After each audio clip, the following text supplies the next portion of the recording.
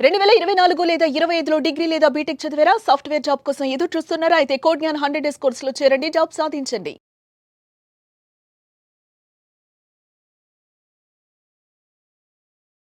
నమస్తే ఆశ్లేష గారు. నమస్కారం అండి. చిన్న పిల్లల్లో అండి ముఖ్యంగా ఇప్పుడు చూస్తుంటే పిల్లలు ప్రతిదానికి కోపం, చిరాకు, విసుగు, సడన్గా పక్కన బాటిల్ ఉంటే బాటిల్ విసిరేయటం, చేతిలో చిన్న నైఫ్ ఉంటే తెలియకుండానే విసిరేయటం.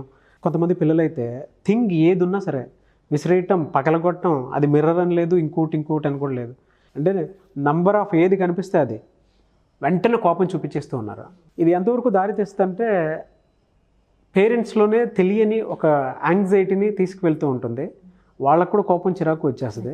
సో లెవెల్ ఆఫ్ అండర్స్టాండింగ్ వచ్చేటప్పటికి కొంచెం గ్యాప్ కూడా మెయింటైన్ చేస్తారు. సడన్గా కొంతమంది కొట్టేస్తారు. సో పిల్లల్లో ఇది తగ్గాలి అని అంటే ఏం చేయాలి? అండ్ ముఖ్యంగా ఇవి డెవలప్ అవడానికి కారణాలు ఏముంటాయి అసలు పిల్లల్లో? డెవలప్ అవడానికి ఫస్ట్ కారణం పేరెంటేనండి. వీళ్ళు ముద్దుగా మాట్లాడినప్పుడు ఏమైనా చేస్తే వీళ్ళు సంతోషపడిపోతారు. ఇప్పుడు మీరు అన్నట్టు ఏదో విసురుతారు, విసిరితే వీళ్ళు ఏదో క్యాచ్ పట్టుకున్నట్టు యాక్షన్ చేయడమో, భలే వేసావు నాన్న అంటూ ఇలా వాళ్ళకి తెలియకుండానే ఈ చిన్ని చేష్టల్ని ముద్దుగా ఎంకరేజ్ చేస్తారు. ముద్దుగా ఎంకరేజ్ చేయడము 2 years, 2.5 years, 3 years వరకు బాగుంటుందండి. వీళ్ళకి మాటలు రానంత వరకే బాగుంటుంది. ఒక్కసారి మాట్లాడడం అలవాటు అయ్యింది అంటే ఈ ఎక్స్ట్రీమిటీ అనేది పెరుగుతూ ఉంటుంది. ఇప్పుడు ఈ బిహేవియర్కి అడాప్ట్ చేయడానికే మెయిన్ రీజన్ పేరెంటే. ఇప్పుడు నార్మల్గా బెలూన్ ఉందనుకోండి, మనం ఎంత బ్లో చేస్తే అది ఎంత ఎక్స్పాండ్ అయ్యి అంత గాలి అందులో అకామిడేట్ అవుతుంది. సో ఈ బిహేవియర్ ఈ బెలూన్ లాగా అడాప్ట్ అయిపోతుంది, ఇంత సైజుకి ఇంత అని చెప్పి. మరి వీళ్ళు పెద్ద అయ్యాక ఆల్ ఆఫ్ ద సడన్ ఒక రోజు పెద్దరికం స్టైల్లోకి మనం వెళ్ళిపోయి నో అంటే వాళ్ళు ఒప్పుకుంటారండి? ఇప్పుడు వరకు ముద్దు చేసాము, గారం చేసాము, ఏం కావాలంటే అవి కొనేసాము, ఎక్కడికి కావాలితే అక్కడికి తీసుకువెళ్ళిపోయాము. ఇప్పుడు ఒక రోజు నో, అక్కడికి వెళ్ళడానికి వీల్లేదు, ఇది వాడడానికి వీల్లేదు. ఈయన ఒక షూ తెస్తారు, ఆ షూ వాడుకొద్దు, క్లాస్లో ఏదో మాట్లాడుకుంటారు, ఆ బ్రాండ్ కావాలంటాడు. ఈయన పెన్ తెస్తారు ఫాదరు, నన్ను తీసుకెళ్ళి నాతో పాటు పెన్ను కొంటేనే నేను వాడతాను అని మంకుపట్టు పడతారు పిల్లలు. ఇలా ప్రతి విషయంలో కూడా ముందర అలవాటు చేసేసారు, ఒక దారి చేసేసి పెద్దయ్యాక నా ఫైనాన్షియల్ పరిస్థితి ఇదే, నేను ఇంతే ఉంటాను, ఇంతకు మించి నేను చేయలేను, లేకపోతే మన స్తోమత ఇంతే అని తల్లి చెప్పడంలోను అప్పటికి ఇంకేం అర్థం అవుతుందండి వాళ్ళకి? ఈ చిన్నప్పుడే 2 years, 3 years అప్పుడే కొట్టక్కర్లా, ఊరికే ఏయ్ అని అలా చెయ్యెత్తినా చాలు. అక్కడే కొంచెం పేరెంట్స్ అంటే కొంచెం ఎంత ప్రేమ ఉన్నా కూడా భయాన్ని క్రియేట్ చేయాలి. చెయ్యకుండా ముద్దు పెట్టేసుకుని ఆడేసుకుని నా కొడుకు కాబట్టి ఇలా చేసాడని బయట గొప్పగా చెప్పుకుంటే రేపు పొద్దున వాడు ఏం ఫీల్ అవుతాడు? నేను ఈ పని చేస్తే వీళ్ళు బయటకు వెళ్ళి గొప్పగా చెప్పారు అంటే ఇదే కరెక్ట్ ఏమో, ఈ బిహేవియరే కరెక్ట్ ఏమో అని అలా వెళ్తాడు. నేను ఒక కేసులో చూశానండి. ఒక బాబు చిన్నప్పుడు వచ్చి రాని మాటల్లో అమ్మ అని వస్తుంది కదండి, అమ్మ తర్వాత నీ అమ్మ అని పెట్టేవాడు. మాటలో వాడికి తెలియదు, అర్థం తెలియదు, అర్థం ఏమీ తెలియదు. 2.5 years ఏజ్లో వీళ్ళు గొప్పగా బయటకు వెళ్ళి మా వాడు అప్పుడే నీ అమ్మ అనేసాడు రా అని బయటకు చెప్పడం మొదలు పెట్టారు. 3 years, 3.5 years వాడికి ఏమర్థమైందంటే ఇలాంటి పదాలు మాట్లాడితే వీళ్ళకి ఎంటర్టైన్మెంట్, వీళ్ళు గొప్పగా మాట్లాడుకుంటున్నారు నా గురించి అని చెప్పి కింద అపార్ట్మెంట్ వాచ్మ్యాన్ దగ్గర వాళ్ళ దగ్గర 4-5 రకాలు మంచి పదాలు నేర్చుకున్నాడు. ఇప్పుడు నువ్వు మాట్లాడొద్దు అంటే ఆపుతాడండి? ఆపకపోగా ఇంకా ఆ బిహేవియర్ని చాలా ఎక్స్ట్రీమ్ రేంజ్కి తీసుకెళ్ళిపోతూ ఉంటాడండి. ఇప్పుడు మీకు ఒక చిన్న డెమాన్స్ట్రేషన్ చూపిస్తానండి. ఇది ఒక నార్మల్ బ్లో చేయక ముందు ఈ బెలూను బ్రెయిన్ అనుకోండి. పేరెంట్స్ ఎంతవరకు దీన్ని ఎక్స్పాండ్ చేయగలిగితే అంతవరకు ఎక్స్పాండ్ అవుతుందండి. ఒక రోజు పేరెంట్ వచ్చి నువ్వు ఎంత ఎక్స్పాండ్ అవ్వడానికి వీల్లేదు, ఇందులో హాఫే అవ్వు అంటే పిల్లోడికి ఎలా ఉంటుందండి? బరస్ట్ అవ్వడం ఏంటంటే అలా పేలిపోతాడండి పిల్లోడు. ఈ పేలిపోవడమే ఒక ఎమోషన్గా, ఒక కోపంగా, ఒక విసురుబాటుతనం వచ్చేస్తుంది. కరెక్ట్గా అప్పుడే హార్మోన్స్ అనేవి స్లోగా డెవలప్ అవుతాయి. ఇది ఎంత ఎక్స్ట్రీమ్ అయిపోతుందండి. పేరెంట్స్ని కొడుతున్నారు కూడా పిల్లలు, తల్లిదండ్రుల మీద వెనక్కి రివర్స్ అవుతున్నారు. తల్లిని కొడుతున్నారని ఎన్ని కేసులు వచ్చినాయోనండి మా దగ్గరికి. హై స్కూల్ పిల్లలు వయసు వచ్చేసేటప్పటికి 6th 7th 8th క్లాసు, నేను ఆ పని చెయ్యొద్దంటే నా మీద ఎదురు తిరుగుతున్నాడండి, నా మీదకి అది ఇది ఇసిరేస్తున్నాడండి అని తల్లులు ఎంత బాధపడుతున్నారోనండి పిల్లలు చూసి. మరి మొదట్లో ఎవరు అలవాటు చేశారు? ఆ మొదట్లోనే ఒక్కసారి ఏయ్ అంటే ఆ భయం క్రియేట్ అయిపోయేదానికి ఈ రోజు వాడు ఏయ్ అని చెయ్యెత్తే స్థితికి మనం తెచ్చుకున్నాం. ఈ ఎక్స్ప్లోషన్ మనం ఇంటర్మీడియట్ ఎక్స్ప్లోషన్ డిజార్డర్ అంటామండి. Explosive disorder, IED. ఇది డెవలప్ అయిపోతే ఇంక వీళ్ళు మ్యారేజ్ చేసుకున్న తర్వాత కానీ ఆఫీసెస్లో ఎక్కడైనా వర్క్కి వెళ్ళినా కూడా వాళ్ళు ఎవరైనా కూడా వాళ్ళు చేసిన పనులకి నో అంటే, వాళ్ళ యొక్క భావాలకి వ్యతిరేకంగా ఎవరైనా మాట్లాడితే ఇదే విధంగా బర్స్ట్ అయిపోయి వాళ్ళ యొక్క సైకోయిజంని అక్కడ ఎక్స్ప్రెస్ చేస్తూ ఉంటారు. మనం చూసే క్రైమ్ అంతా కూడా ఇక్కడే మొదలవుతుందండి.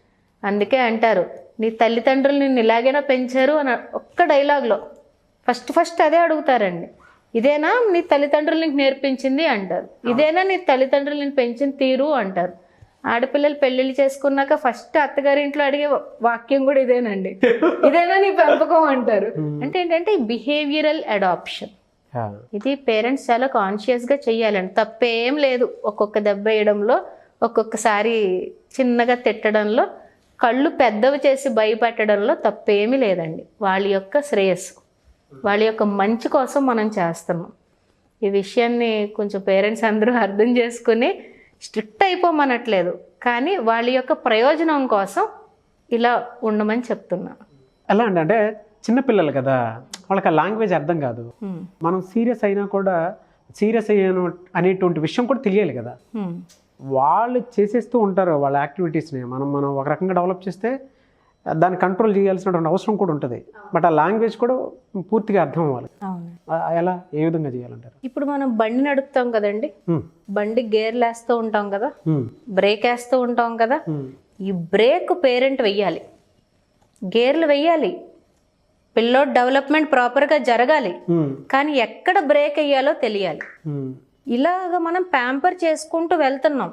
ప్యాంపర్ ఎందుకు చేసుకుంటున్నాం? కన్న బిడ్డ, నా రక్తం పంచుకుని పుట్టిన బిడ్డ అని ప్యాంపర్ చేస్తున్నాం, కరెక్టే. కానీ ఇక్కడ ఈ ప్యాంపరింగ్లో కూడా అప్పుడప్పుడు చిన్నగా బ్రేక్ వేయాలి. ఆ బ్రేక్ ఏంటి అంటే తప్పు చేసినప్పుడే వెంటనే ఖండించేయాలి. చిన్న పిల్లోడు కదా అని చెప్పి మనమేమి వదలకూడదు. ఎప్పుడైతే చిన్నప్పుడే 1, 2, 3 సార్లు ఎప్పుడైతే ఖండిస్తామో వాడు బ్రెయిన్కి అలవాటు పడుతుంది. ఓ ఇది తప్పు, ఇది రైట్ అన్న విచక్షణ అక్కడ మొదలవుతుందండి. ఏది కరెక్టు ఏది రాంగో తెలియకుండా మనము నువ్వేం చేసినా కరెక్టే అని వదిలేసామనుకోండి, బ్రేక్ వేయకుండాను, ఇంక వాడికి పెద్ద అయ్యాక కూడా ఒక హద్దు అదుపు లేకుండా పనులు చేసుకుంటూ పోతారు. అలాగే చాలామంది అంటారు పిల్లల్ని కొట్టకూడదు అంటారండి. మందులేని వైద్యం, దెబ్బలేని విద్య, పెంపకం ఒకటేనండి. మన పేరెంట్స్ మనల్ని ఏమి అనకుండానే పెంచేశారా చెప్పండి? చేతిలో ఏది కనబడితే అది పెట్టి కొట్టారు, చీపుర్లు వెనక్కి తిరగేసి కొట్టేసేవారు. అయినా వాళ్ళు మనల్ని ప్రేమించలేదా? వాళ్ళకి మనం అంటే ఇష్టం లేదా? ఇంకా ఎక్కువ గారం అండి మన అంటే. కాకపోతే ఏంటంటే వాళ్ళకి తెలుసు ఇప్పుడు కంట్రోల్ చెయ్యకపోతే, ఇప్పుడు బ్రేక్ వేయకపోతే దేనికి పనికి రాకుండా పోతాడు ఈ వెధవ అని వాళ్ళకి తెలుసు కాబట్టి వాళ్ళకి బాధపడినా రాత్రి పడుకునేటప్పుడు వాళ్ళకున్న బాధ ఇంకెవ్వరికీ ఉండదండి. స్కూల్లో టీచర్ ఒకటి కొట్టాక టీచర్ ఎంత బాధపడతారో ఒక్కసారి ఆ టీచర్ని పక్కకి పిలిచి అడగండి. అయ్యో ఈ రోజు ఈ పిల్లోడు నేను కొట్టానే అని ఇంటికెళ్ళి బాధపడుతూనే ఉంటారు టీచర్. తల్లి పడుకుని ఏడ్చిన రోజులు కూడా ఉంటాయి, అనవసరంగా చేయి చేసుకున్నాను అని. కానీ ఎవరు ఏం చేసినా కూడా, ఎవరు ఏ బ్రేక్ వేసినా కూడా, ఎవరు దండించినా కూడా రేపొద్దున ఒక ప్రయోజకుడు అవ్వాలనే వాళ్ళు చేస్తారు. మన మీద కొంచెం ద్వేషం డెవలప్ అవుతుందండి, కొంచెం ఎనిమిటీ వస్తుంది, కానీ రియలైజ్ అవుతారు. ఇప్పుడు కూడా మనల్ని ఎవరైనా నీ తల్లిదండ్రులు నిన్ను గొప్పగా పెంచారు అని అంటే ఎంత హ్యాపీ ఫీల్ అవుతామండి, వెళ్ళిపోతుంది. రీసెంట్గా ఒంగోలులో జేడి లక్ష్మీనారాయణ గారు నేను ఒక ప్రోగ్రామ్ చేసామండి. చేసినప్పుడు ఆయన లాస్ట్లో ఒక మాట అన్నారు, నీ తల్లిదండ్రులను అడిగానని చెప్పమ్మా, వాళ్ళ యొక్క పెంపకం నీ బిహేవియర్లో కనపడుతుంది అన్నారు. నేను ఎన్ని సాధించినా నాకు ఎప్పుడూ హ్యాపీనెస్ రాలేదండి. ఆ ఒక్క మాటకి నాకు గూస్ బంప్స్ వచ్చేసి కళ్ళల్లో నీళ్లు తిరిగిపోయింది. కంగ్రాచులేషన్. నేను మా చిన్నప్పుడు మా పేరెంట్స్ ఏమైనా అన్నప్పుడు నాకు కొంచెం ద్వేషం వచ్చి ఉండొచ్చు, కానీ ఎదిగాక డెఫినెట్గా అవన్నీ నల్లిఫై అయిపోయి మనం మనసులో కృతజ్ఞతా భావం డెవలప్ అవుతుంది. ఆ రోజు అమ్మ నాన్న అలా అని ఉండకపోతే నేను ఇలా ఉండకపోతున్నానేమో, అది మనం పిల్లల్లో ఇన్కల్కేట్ చేయాలి.